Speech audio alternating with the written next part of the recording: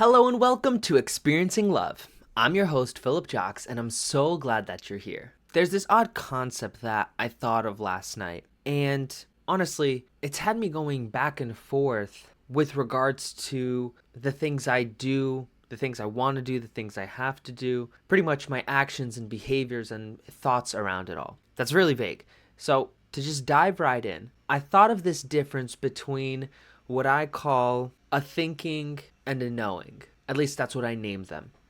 A thinking is something I think I should be doing, and a knowing is something I know I should be doing. That subtle difference is just nomenclature. It's just a title, just a name. But its meaning, its definition is the thing that I've been really mulling over lately. I've been speaking a lot recently about how I start a lot of things and ultimately give up on a lot of things. I can change the focus around that story and saying, oh, I'm just really great at trying new things and testing things out. But ultimately, the behavior is there's a lot of starting and stopping of many different things. And so last night I was thinking about, all right, what is the difference between the things that I stick with for a long period of time versus the things that I don't, the things that come and go much quicker. And the difference was that difference between thinking and knowing, and that all the things that I've stopped doing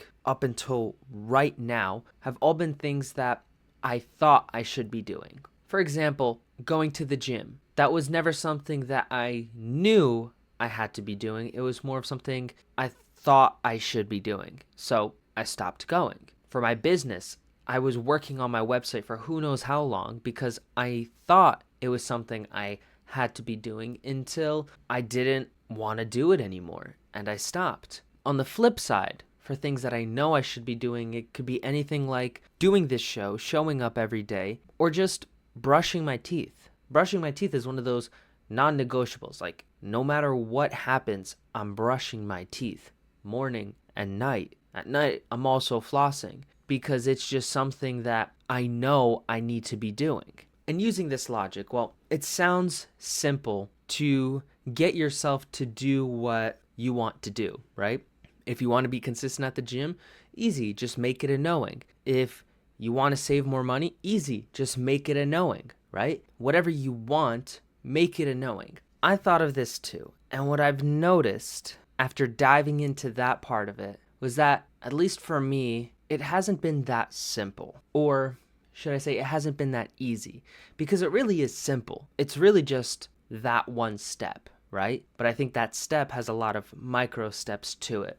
It's not just as simple as saying, oh, I don't just think I should be doing this, I know I should be doing this. For me, I've noticed for something to go from thinking to knowing, it usually starts as something I think I should be doing. And ultimately, for lack of a better term, getting a sign that I need to be doing that. I don't know how else to explain it other than there are certain things in my life at certain points where it just becomes more clear than ever before that something is important. Sometimes it comes in very difficult times. Sometimes it comes from moments that are borderline divine or miracles. Sometimes it's as simple as getting a phone call from a friend you haven't talked to in forever, and they say the one thing that you've been thinking about for weeks or months at that point, and you just take it as confirmation. There's many different ways it shows up,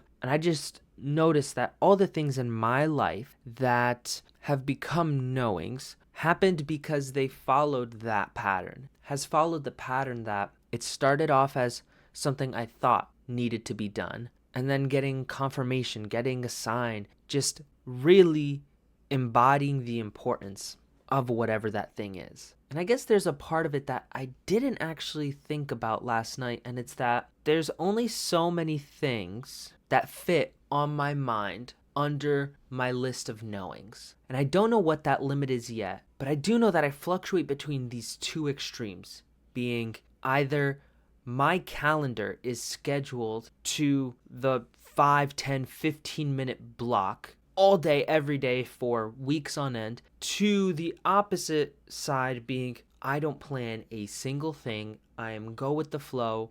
The one thing I might count on scheduling is waking up at a certain time. But other than that, everything else is just very flimsy. It's in those moments where I don't have anything planned, where I guess I'm practicing some essentialism and just focusing on what I know I need. My days just become empty.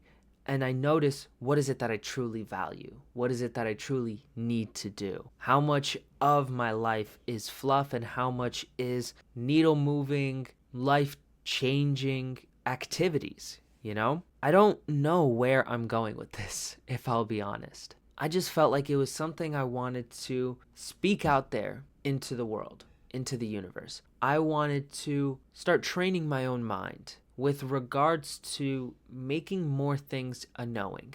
All of us have a long list of things that we think we should be doing. It could range small to big, from what we should be eating, what we should be doing for fun, to how we should set up our future. Like, are we going to get married?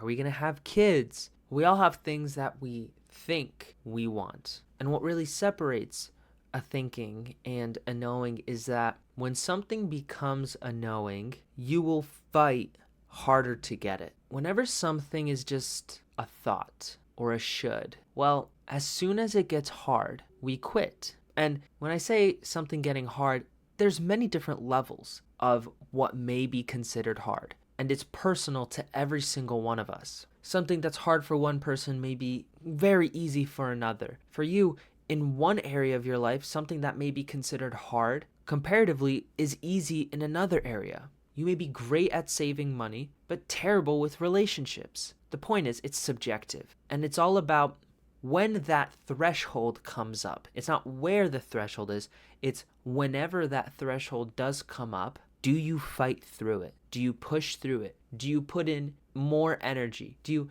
double down because it's something you know you have to do? Or do you lay off? Do you back off? Do you stop because it's something you think you should be doing? When I ask these questions to myself, say every few months, every few weeks, whenever I go through my essentialism phase and I start cutting many things out, well, there's so many things that I'm not willing to fight for. And the reason I'm not willing to fight for so many of those things is because I will not just double down, I will triple down or quadruple down the things that I know I must be doing. When those things get hard and it's a must for me, then I will push through any obstacle to get through. I will push through any obstacle to get it done. So maybe that's why there's not that many things on my list of knowings, right? It's because it takes a lot of energy. It's hard. If we have a long list of things that we're ready to fight for, well, statistically speaking,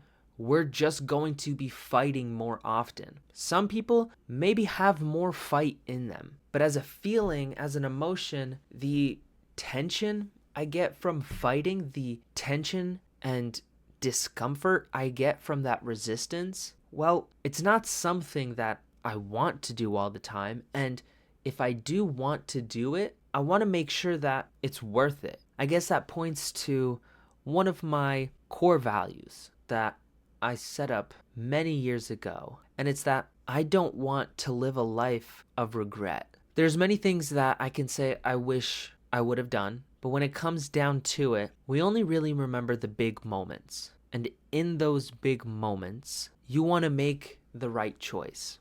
In order for me to make the right choice, I need to have the energy to do so. I need to be able to think clearly and push through any fear that is blocking my way towards experiencing more love in my life. If I don't have energy because I've wasted it on 10,000 other little things throughout the last few months, years even, then that's when I get a moment of regret. And I have ways to talk myself through regret so that it doesn't burden me. But just because I know how to do that doesn't mean I want to rely on it like a crutch.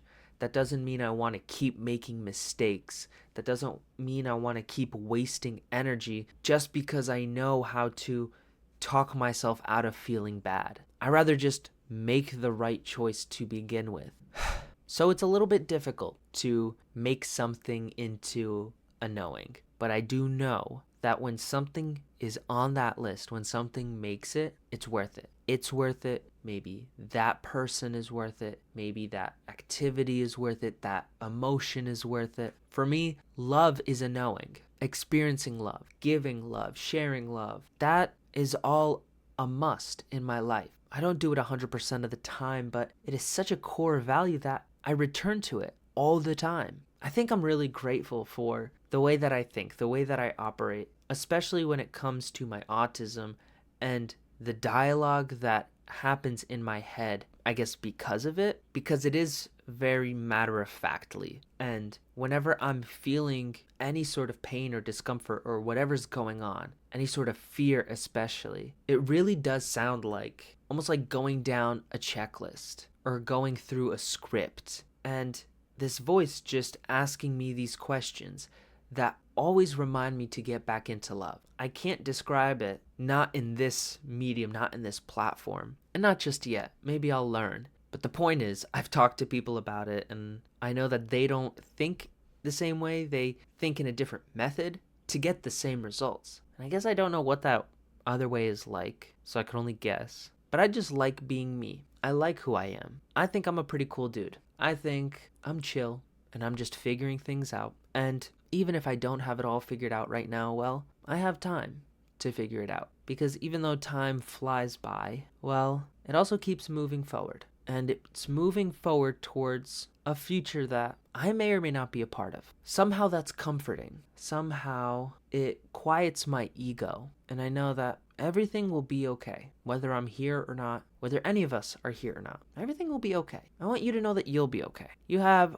your list of knowings, your list of thinkings. It is possible to make something a thinking into a knowing. Just look for the signs. Look out for what's most important in your life. Find the patterns. What you notice more often, well, that's because there's a lesson or a message, or it's just something that's crucial to you, because not everybody is noticing it in the same way you do. Be on the lookout for your knowings, and when you find them, grab them and don't let go, because they're important to you. And if they're important to you, they're important to me. That's all for today. I hope any of this made sense to you. Honestly, I hope you enjoyed. I hope you got something out of not just this video, but out of something today where you could lay down in bed with a smile on your face, knowing that you've changed, you've grown over the last 12 to 24 hours. You're here now. You're doing your best with the resources you have, and that's all that matters. You got this, and I'm glad that you're here. Really.